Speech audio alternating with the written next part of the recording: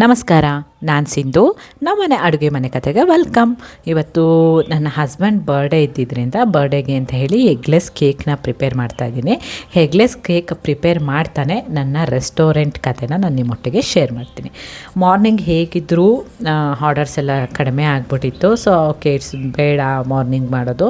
Night ಅಂದರೆ ಯಾರು competitors ಇರಲ್ಲ ಮತ್ತು ಆಪ್ಷನ್ಸು ಕೂಡ ಕಡಿಮೆ ಇರುತ್ತೆ. ಸೊ ಆ ಟೈಮಲ್ಲಿ ನನ್ನ ಬಿಸ್ನೆಸ್ನ ನಾನು ಇಂಪ್ರೂವ್ ಮಾಡ್ಕೋಬೋದು ಅನ್ನೋ ಕಾರಣಕ್ಕೋಸ್ಕರ ನೈಟ್ ಟೈಮ್ ರೆಸ್ಟೋರೆಂಟ್ನ ಓಪನ್ ಮಾಡೋಣ ಅಂತ ಹೇಳಿ ಡಿಸೈಡ್ ಮಾಡ್ಕೊಂಡಿದ್ದೆ.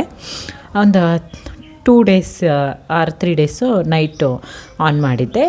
ನೈಟು 10ಇಂದ 12 ಅಂತ ಹೇಳಿ ಫಿಕ್ಸ್ ಆಗಿದ್ದೆ. ಬಟ್ ಏನಾಯಿತು, 1 day 2 day full delivery partners available ಇಲ್ಲ ಅಂತಲೇ ಶೋ ಮಾಡ್ತಾಯಿತ್ತು.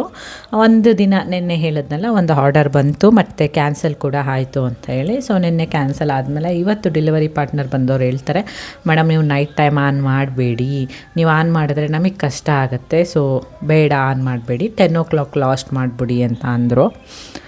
ಸೊ ಅಲ್ಲಿಗೆ ನನ್ನ ರೆಸ್ಟೋರೆಂಟ್ ಕತೆ ಮುಗೀತು. ನೈಟ್ ಟೈಮ್ ಆನ್ ಮಾಡೋದನ್ನು ನಿಲ್ಲಿಸಬೇಕು ಅಂತೇಳಿ ಡಿಸೈಡ್ ಮಾಡಿದೆ.